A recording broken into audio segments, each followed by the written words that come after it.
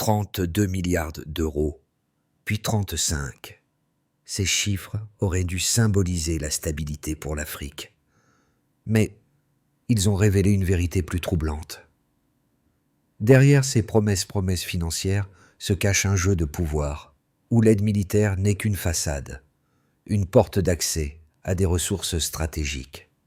Le Burkina Faso et son président Ibrahim Traoré se retrouvent au cœur de cette dynamique géopolitique complexe. Pourquoi a-t-il décidé de dire non, malgré les pressions externes? Et que révèle ce refus de la souveraineté africaine dans un monde où les nations se trouvent en constante négociation pour leur indépendance? Ibrahim Traoré fait face à une décision historique. Accepter l'aide de l'OTAN et céder une partie de la souveraineté de son pays, ou refuser et assumer seul les conséquences. Cette offre de l'OTAN ne se limite pas à une simple aide militaire. Elle inclut l'accès aux vastes ressources minières du Burkina Faso. Une offre apparemment irrésistible pour un pays sous pression économique. Mais ce que les grandes puissances appellent partenariat n'est-il pas en réalité un piège subtil? En refusant l'offre, Traoré prend un risque énorme, non seulement pour son pays, mais aussi pour l'ensemble de l'Afrique de l'Ouest. Ce choix, porteur de lourdes conséquences, interroge sur la véritable nature des alliances et sur le prix de l'indépendance africaine. Le 7 octobre, une décision cruciale est prise. Le Burkina Faso, sous la présidence d'Ibrahim Traoré, choisit de rejeter une proposition de l'OTAN.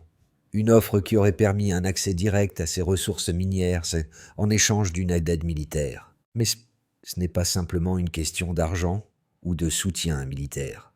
Derrière cette offre se cache une réalité plus complexe. Une tentative de verrouiller l'exploitation des ressources du pays à long terme. Cette offre de 30 milliards d'euros, initialement destinée à sécuriser l'Afrique, est réorientée vers la guerre en Ukraine. Mais un autre élément a frappé les observateurs. 4 pays africains, dont le Burkina Faso, sont identifiés comme des points d'accès au corridor minier essentiel pour l'OTAN. Ce détail, bien que discret, révèle la véritable nature de l'accord. Traoré, en refusant, ne rejette pas simplement une aide. Il refuse de sacrifier la souveraineté du Burkina Faso pour des intérêts étrangers. Ce geste, apparemment isolé, est en réalité une déclaration majeure sur la façon dont l'Afrique pourrait réécrire ses relations avec le reste du monde. Ibrahim Traoré, président du Burkina Faso, est bien plus qu'un simple acteur politique dans cette affaire. Il incarne le défi d'un petit pays face aux puissances mondiales, un défi qui va bien au-delà des simples considérations diplomatiques. Dès que l'offre de l'OTAN a été dévoilée, Traoré a compris que l'acceptation n'était pas seulement une question de ressources, mais une remise en cause de la souveraineté nationale. L'impact de sa décision a été immédiat. En refusant cet accord, il a non seulement choqué les alliés occidentaux, mais aussi redéfini les attentes vis-à-vis des pays africains dans un monde où l'aide extérieure est souvent synonyme de dépendance. Pour le peuple burkinabé, cette décision a été perçue comme un acte de courage et de dignité. Les premières réactions sur le terrain à Ouagadougou ont montré un soutien massif à Traoré, avec des habitants qui voyaient en lui un défenseur de la souveraineté nationale. Cependant, les ramifications immédiates étaient évidentes. La tension diplomatique s'intensifiait. Le pays risquait de se retrouver isolé sur la scène internationale. Mais pour les Burkinabés, l'indépendance à long terme avait plus de valeur que tout accord temporaire. Tout a basculé rapidement après le 7 octobre. Ibrahim Traoré, en refusant l'offre de l'OTAN, a déclenché une série d'événements qui ont modifié le cours de l'histoire récente du Burkina Faso. Le premier choc s'est produit à l'échelle internationale. Les marchés ont réagi violemment. En l'espace de 48 heures, les actions liées aux contrats miniers et aux investissements dans la région ont chuté de 11%. Ce n'était pas un simple ajustement boursier, mais un signal fort envoyé par les investisseurs. Le rejet par Traoré d'un accord aussi lucratif a été interprété comme un renversement géopolitique. Ce fut un coup porté à la stabilité perçue de l'Afrique de l'Ouest et une remise en question du modèle de partenariat international dominé par les grandes puissances. Mais les secousses ont été bien plus profondes. Les relations diplomatiques du Burkina Faso avec l'OTAN et ses alliés européens se sont immédiatement détériorées. Les premières sanctions économiques ont suivi, accompagnées d'une pression croissante pour isoler le pays. Les experts et les analystes ont commencé à évoquer l'isolement diplomatique du Burkina Faso, un scénario où l'absence de soutien international pourrait se transformer en crise humanitaire. Le 10 octobre, après une série de réunions internes au gouvernement, le décret présidentiel a été signé, ordonnant l'expulsion immédiate des missions techniques étrangères et le retrait de toute coopération militaire avec les puissances occidentales. À l'intérieur du pays, le rejet de l'accord a eu des répercussions immédiates et variées. Le peuple burkinabé a exprimé un soutien unanime à Ibrahim Traoré, mais la réalité économique a rapidement montré son visage. Le pays se retrouvait désormais sans le soutien financier direct de l'OTAN, et les finances publiques ont dû être réorientées pour éviter un effondrement. Les entreprises locales ont été confrontées à une baisse des investissements étrangers, mais certaines se sont tournées vers de nouveaux partenaires régionaux, notamment au sein de la CEDEAO. La pression intérieure a été forte, mais le peuple, uni derrière leur président, a montré une résilience nouvelle face à l'adversité. Voici ce qui se passe dans cette situation. Sur le plan militaire, l'isolement du pays n'a pas manqué de créer des inquiétudes. Les groupes armés dans le nord, déjà menaçant la stabilité de la région, ont intensifié leurs activités, voyant dans ce retrait une occasion d'accélérer leur influence. Les forces burkinabées ont dû redoubler d'efforts pour sécuriser leurs frontières, en l'absence de soutien extérieur. Mais malgré les défis immédiats, la décision de Traoré a fait émerger un nouveau paradigme dans la région, celui de l'autodétermination. Le Burkina Faso, bien que sous pression, s'est positionné comme un exemple de résistance aux pressions extérieures. La véritable question qui se posait après cet enchaînement d'événements était simple. Jusqu'où Ibrahim Traoré pourrait-il mener son pays sans céder à la tentation des alliances occidentales? Les jours qui suivirent sa décision ont marqué le début d'un tournant, où chaque choix stratégique allait déterminer la place du Burkina Faso dans l'ordre mondial. Les conséquences du rejet de l'accord par Ibrahim Traoré se sont manifestées de manière flagrante dans les chiffres économiques. Le plus immédiat et le plus visible fut la chute de 11% des actions des entreprises liées au contrat de ressources naturelles en Afrique de l'Ouest, après l'annonce de la décision. Ce déclin a révélé une vulnérabilité cachée du marché. L'instabilité géopolitique engendrée par le refus du Burkina Faso a secoué les investisseurs internationaux. L'impact n'était pas simplement financier, il portait également sur la perception de la stabilité de la région. Ce pourcentage représente une perte de milliards de dollars en capitalisation boursière, soulignant à quel point le marché financier est dépendant de l'accès illimité aux ressources naturelles de l'Afrique. Pour de nombreux analystes, cette chute a été un signal de la fragilité du modèle économique mondial qui repose sur des partenariats exploitant les ressources du Sahel. Un autre chiffre clé dans cette dynamique est celui des 47 gisements stratégiques que détient le Burkina Faso à travers le Sahel, dont 12 sont situés directement dans ses frontières.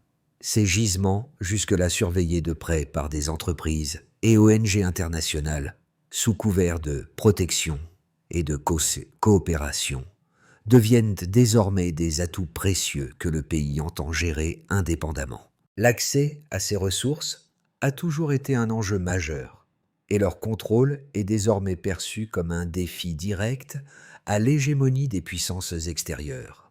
Le refus d'Ibrahim Traoré de céder ce contrôle a un poids symbolique, et les gisements en question deviennent des instruments de souveraineté retrouvés, marquant la volonté du pays de réécrire les règles de l'exploitation des ressources. En parallèle, un troisième chiffre tout aussi inquiétant fait surface. Le Burkina Faso dispose actuellement de seulement 3 mois de réserve en importations essentielles, une réalité qui pèse lourdement sur la décision de Traoré. Voici ce qui se passe dans cette situation. À court terme, cette situation représente un défi économique majeur. Sans l'aide extérieure, notamment celle de l'OTAN, le pays risque une pression accrue sur ses finances publiques et sa capacité à maintenir l'approvisionnement des secteurs vitaux, en particulier l'énergie et la nourriture. Les discussions sur l'autosuffisance deviennent alors un impératif national, bien que la transition vers une indépendance économique totale semble encore lointaine. Cependant, ces chiffres, bien qu'inquiétants à première vue, révèlent aussi la nature résiliente du pays. Le refus de Traoré de signer l'accord a ouvert la voie à une reconfiguration des priorités économiques internes. Alors que les grandes puissances se sont concentrées sur les investissements liés aux ressources, le Burkina Faso est désormais poussé à renforcer ses capacités locales. Le pays a amorcé un virage stratégique en redirigeant ses efforts vers des partenariats régionaux et des réformes internes. Cette réorientation pourrait potentiellement compenser les pertes économiques immédiates liées à l'isolement diplomatique. Voici ce qui se passe dans cette situation. Enfin, la dynamique des ressources naturelles au Burkina Faso est un indicateur clé des tensions géopolitiques à venir. Le contrôle de ces gisements devient un enjeu stratégique non seulement pour le pays, mais aussi pour toute la région du Sahel. Le refus d'Ibrahim Traoré de permettre un contrôle étranger sur ses ressources n'est pas seulement une question de souveraineté nationale, il devient un modèle pour d'autres nations africaines cherchant à reprendre en main leurs propres ressources. Le prix de cette indépendance, bien que difficile à évaluer à court terme, pourrait être payé à travers des sacrifices économiques temporaires, mais avec la promesse d'une plus grande liberté à long terme. Il y a 2 points de vue majeurs sur la décision d'Ibrahim Traoré, chacun s'appuyant sur des principes fondamentaux opposés, mais ayant des implications profondes pour l'avenir du Burkina Faso et de l'Afrique dans son ensemble. D'un côté, les partisans de l'accord avec l'OTAN soutiennent qu'il s'agissait d'une opportunité à saisir pour stabiliser immédiatement l'économie du pays. En échange d'une partie de sa souveraineté, le Burkina Faso aurait obtenu un soutien militaire essentiel et une injection massive de ressources financières. Avec la guerre en Ukraine et la lutte pour sécuriser les ressources stratégiques, la tentation de signer un tel accord était compréhensible. Les 35 milliards d'euros offerts par l'OTAN auraient permis de moderniser les infrastructures, de renforcer les capacités militaires et d'assister un pays en crise, tout en garantissant l'accès à des gisements miniers cruciaux. En période d'incertitude géopolitique et économique, accepter cet accord semblait une manière pragmatique de garantir la survie immédiate du pays. Le soutien de l'OTAN aurait renforcé la position du Burkina Faso sur la scène internationale, tout en apportant les ressources nécessaires pour répondre à ses besoins de défense et de développement. Cependant, il existe un autre point de vue, soutenu par Traoré et ses partisans, qui rejettent cette vision de court terme. Leur argument repose sur un principe fondamental, l'indépendance nationale et la souveraineté. Le refus de l'OTAN n'est pas un acte de défi, mais une tentative délibérée de préserver la souveraineté du pays à long terme. Accepter l'offre de l'OTAN, c'est accepter de se soumettre à des conditions extérieures qui risquent de piéger le pays dans un réseau de dépendance économique et géopolitique. L'histoire du continent africain regorge d'exemples où des accords semblables ont conduit à une exploitation prolongée des ressources naturelles au profit des puissances étrangères, souvent au détriment des populations locales. Traoré, en rejetant l'offre, cherche à briser ce cycle, refusant de sacrifier le contrôle sur les ressources stratégiques de son pays. Les défenseurs de cette position estiment que, à long terme, l'indépendance économique et la maîtrise des ressources naturelles sont des prérequis pour un véritable développement durable. S'ils acceptent l'aide extérieure, les pays africains s'engagent souvent dans une voie semée d'embûches, où les intérêts étrangers prévalent et où la souveraineté nationale devient une illusion. Traoré a donc choisi de prendre un chemin plus difficile, mais qui, selon ses partisans, pourrait renforcer la résilience du pays à long terme. Ce choix, bien qu'il expose le Burkina Faso à des sanctions économiques immédiates et à un isolement diplomatique, pourrait également ouvrir la voie à une nouvelle vision de l'avenir africain, où les nations du Sahel et d'Afrique centrale se réapproprient leurs ressources et redéfinissent les règles des relations internationales. En fin de compte, ce débat n'est pas uniquement une question de chiffres ou de ressources. Il touche au fondement même de la souveraineté nationale et à la capacité des pays africains à définir leur propre trajectoire de développement, loin des influences extérieures. Ibrahim Traoré, en choisissant de dire non, n'a pas seulement rejeté une offre SPIC. Il a posé une question essentielle. Jusqu'où une nation doit-elle se compromettre pour assurer sa sécurité et son développement? La réponse à cette question pourrait bien façonner l'avenir du Burkina Faso, mais aussi celui de toute l'Afrique. C'est une décision qui changera à jamais la trajectoire du Burkina Faso. C'est ainsi qu'Ibrahim Traoré a résumé son choix. Mais la réalité derrière ce refus est bien plus profonde. Le rejet de l'offre de l'OTAN a non seulement redéfini les relations entre le Burkina Faso et les puissances extérieures, mais il a également mis en lumière une contradiction fondamentale: la promesse de sécurité à court terme contre la souveraineté à long terme. En prenant cette décision, Traoré a démontré qu'il n'était pas prêt à sacrifier l'autonomie stratégique du pays pour un soutien militaire momentané. Pourtant, derrière cet acte de défi, se cache une réalité plus complexe. Alors que le monde se concentrait sur l'impact immédiat de ce refus, les répercussions à plus long terme, en termes de géopolitique et de gestion des ressources, sont bien plus incertaines. L'indépendance économique, un luxe coûteux, devient ainsi l'enjeu majeur des mois à venir. Les répercussions immédiates du rejet par Ibrahim Traoré de l'offre de l'OTAN ont été plus profondes qu'il ne l'avait imaginé. En moins 48 heures, les conséquences économiques ont frappé de plein fouet. Une chute de 11% des actions des entreprises liées à l'exploitation minière en Afrique de l'Ouest a secoué les marchés. Les investisseurs ont vu dans ce refus un signe de rupture de l'ordre établi, une instabilité qui risquait de se propager à d'autres pays du Sahel.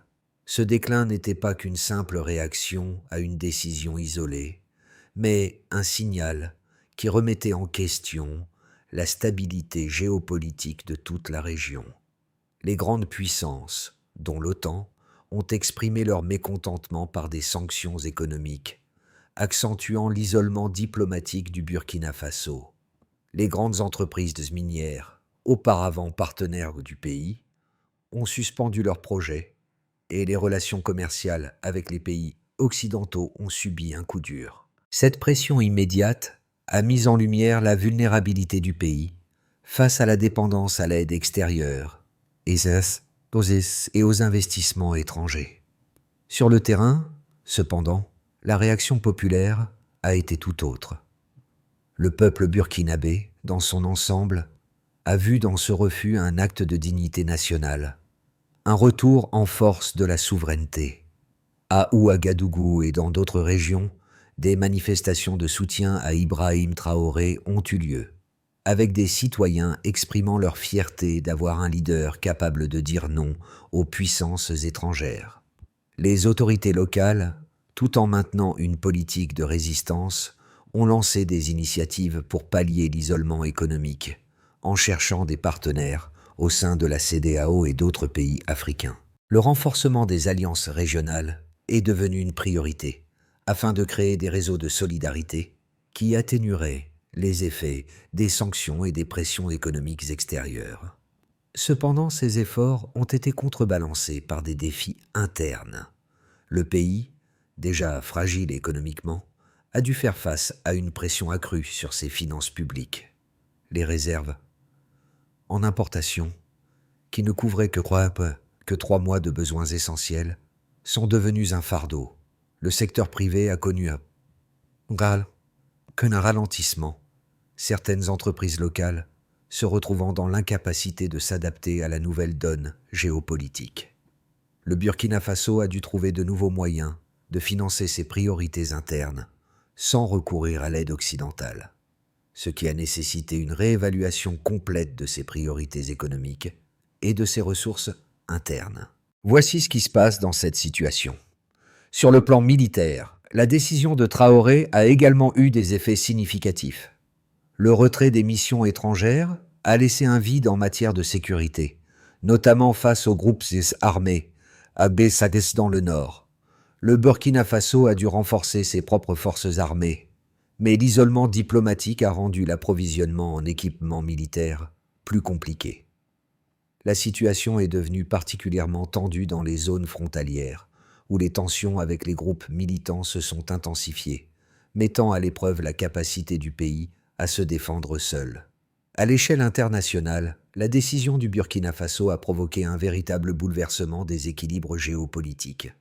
Si certains pays africains ont exprimé leur soutien à Ibrahim Traoré, d'autres ont mis en garde contre les conséquences économiques et diplomatiques du refus. Toutefois, cette décision a ouvert un débat sur la place de l'Afrique dans l'ordre mondial, avec une question centrale. Les pays africains doivent-ils continuer à accepter les dictats des puissances étrangères, ou redéfinir leur propre destin? Traoré, en brisant ce cycle de dépendance, a peut-être initié une nouvelle ère de relations internationales, où l'indépendance et la souveraineté prennent le pas sur les partenariats inégaux. Le refus par Ibrahim Traoré de l'offre de l'OTAN a ouvert plusieurs pistes pour l'avenir du Burkina Faso, chacune comportant ses propres risques et opportunités. Dans les mois à venir, 3 scénarios se dessinent, chacun offrant une vision différente de l'avenir du pays et de ses relations avec le reste du monde. Voici ce qui se passe dans cette situation. Scénario de base, maintien du cap, mais avec sacrifices économiques. Dans ce scénario, le Burkina Faso parvient à maintenir sa souveraineté et à résister aux pressions externes, mais au prix de sacrifices économiques considérables. Le pays reste isolé sur le plan international, avec des sanctions économiques prolongées et un accès limité aux investissements étrangers. Cependant, les autorités burkinabées réussissent à diversifier les partenariats au sein de la CEDEAO, renforçant ainsi les relations régionales. Les investissements africains prennent une place plus importante, notamment dans les secteurs miniers et agricoles. Le pays met en place des réformes internes pour pallier les pertes liées à l'isolement, mais la croissance économique reste lente. L'accès aux ressources naturelles, bien qu'assuré, est plus difficile à monétiser, sans l'aide des grandes puissances. Ce scénario, bien que stabilisateur, pourrait entraîner une période prolongée de pression économique, mais pourrait aussi renforcer la résilience du pays face aux turbulences extérieures. Voici ce qui se passe dans cette situation. Scénario optimiste. Diversification et renforcement des alliances régionales. Le scénario optimiste imagine un Burkina Faso capable de tourner la page de l'isolement et de se renforcer grâce à une diversification réussie de ses partenariats. En réponse aux pressions extérieures, le pays concentre ses efforts sur une intégration économique accrue avec ses voisins de la région, notamment au sein de la CEDEAO. Une coopération renforcée permettrait de créer des infrastructures régionales communes, de sécuriser les corridors commerciaux et de mieux gérer les ressources naturelles. Le Burkina Faso se tourne également vers des investisseurs africains et d'autres puissances mondiales non occidentales pour obtenir des financements. Le secteur privé local se dynamise et de nouveaux projets miniers mieux régulés sont lancés. Le pays parvient à diversifier son économie, en particulier dans l'agriculture et les énergies renouvelables, tout en réduisant sa dépendance aux investissements étrangers. La stabilité économique et la souveraineté retrouvée pourraient ainsi permettre au Burkina Faso de devenir un modèle de développement africain indépendant. Voici ce qui se passe dans cette situation. Scénario pessimiste. Isolement et pression internationale croissante. Dans ce scénario, le Burkina Faso se trouve plongé dans un isolement diplomatique et économique prolongé. Les sanctions internationales s'intensifient et les pressions sur le pays se multiplient. Le manque de soutien extérieur, notamment militaire et financier, aggrave la situation interne, avec une forte dégradation des conditions de vie. Le pays devient de plus en plus vulnérable à la montée des groupes armés dans le nord, sans la coopération militaire qui aurait pu être obtenue avec l'OTAN. L'économie est sévèrement touchée, avec une augmentation des pénuries et une instabilité croissante dans les zones rurales. Les relations commerciales avec l'Europe et l'Amérique sont quasi inexistantes, et la dépendance à l'aide régionale est difficile à compenser. Les tensions internes, exacerbées par les difficultés économiques, pourraient mener à une instabilité politique accrue. Ce scénario, bien que sombre, pourrait également servir de catalyseur pour une remise en question radicale du modèle de développement du pays et de l'Afrique en général, en poussant à une réévaluation des relations avec les anciennes puissances coloniales. Voici ce qui se passe dans cette situation. La décision prise par Ibrahim Traoré n'est pas seulement un enjeu pour le Burkina Faso, mais elle soulève des questions profondes pour l'ensemble du continent africain. Alors que le monde entier observe cette situation, il est crucial pour les citoyens africains de réfléchir à ce que cette décision signifie pour l'avenir de leur propre pays. Le geste de Traoré représente un défi direct au modèle de dépendance et d'exploitation des ressources naturelles imposées par les puissances étrangères. Mais au-delà des débats géopolitiques et économiques, cette décision nous interroge tous sur ce que signifie véritablement l'indépendance. Dans les mois et années à venir, des nations comme le Burkina Faso devront faire face à des choix difficiles. Privilégier la stabilité à court terme, en acceptant l'aide extérieure, ou prendre des risques pour préserver leur souveraineté et leur autonomie. Le peuple burkinabé, dans son ensemble, a montré qu'il valorise plus que tout la dignité nationale et la souveraineté. Et vous, en tant que citoyen d'un pays en développement, êtes-vous prêt à sacrifier votre indépendance pour une sécurité immédiate? Ou allez-vous, à l'instar de Traoré, défendre la souveraineté de votre pays, même au prix de sacrifices économiques temporaires? Les répercussions de cette décision vont bien au-delà du Burkina Faso. Elles touchent l'Afrique tout entière et devraient inciter chacun de nous à repenser les bases de nos relations internationales. Si un petit pays peut se dresser contre les pressions extérieures, qu'est-ce que cela signifie pour le reste de l'Afrique? Cela pourrait bien marquer le début d'une nouvelle ère, où l'Afrique pourrait réécrire ses propres règles et définir son destin, sans se laisser dicter par des puissances étrangères. Nous sommes à un tournant. Le choix que feront les autres nations africaines dans les années à venir pourrait bien déterminer la trajectoire du continent pour les générations futures. C'est un moment crucial pour réfléchir aux implications profondes de la souveraineté, de la dignité et du pouvoir collectif. Ce n'est pas seulement la décision d'un leader, mais celle de toute une nation, et potentiellement celle de tout un continent.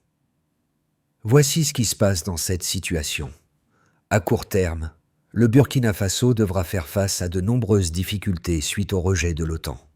Toutefois, cette situation pourrait aussi être l'opportunité de réinventer un modèle de développement fondé sur la souveraineté et la coopération régionale. Pour naviguer dans cette période d'incertitude, une feuille de route claire et pragmatique est essentielle pour assurer à la fois la stabilité et la résilience du pays. 1. Renforcer les partenariats régionaux dès maintenant. Le Burkina Faso doit se concentrer sur la solidification de ses alliances au sein de la CEDEAO. Une coopération plus profonde avec ses voisins permettra de créer des réseaux commerciaux, des infrastructures communes et un soutien politique mutuel.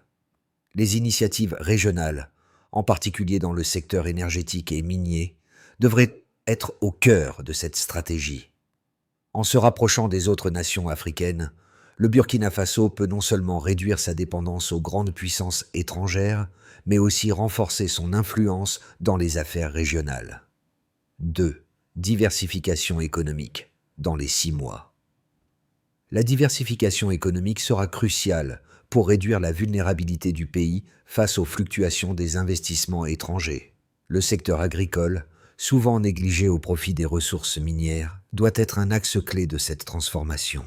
En développant des projets agricole durable, et en investissant dans l'industrie locale, le Burkina Faso pourra créer des emplois et stimuler la croissance économique sans dépendre des ressources naturelles. De plus, les énergies renouvelables représentent un domaine stratégique où des investissements locaux et régionaux peuvent se révéler rentables. 3. Renégocier les accords miniers dans l'année. Le Burkina Faso possède des ressources naturelles stratégiques et il est impératif que le pays commence à renégocier les accords miniers existants. Ces négociations devront viser une meilleure répartition des revenus générés par l'exploitation des ressources, en mettant l'accent sur la transparence et la justice fiscale. Le pays pourrait envisager la création d'une commission nationale indépendante pour superviser ces accords et s'assurer que les bénéfices bénéficient véritablement à la population locale. 4. Sécuriser les ressources. Interne sur 2 ans. Voici ce qui se passe dans cette situation. À long terme, le Burkina Faso doit assurer la gestion de ses ressources naturelles de manière durable et équitable. La mise en place d'un cadre juridique national garantissant que les ressources du pays profitent d'abord à ses citoyens sera un pilier de sa politique économique. Ce cadre devra inclure des engagements sociaux et environnementaux stricts pour garantir que l'exploitation minière ne se fait pas au détriment des communautés locales et de l'environnement.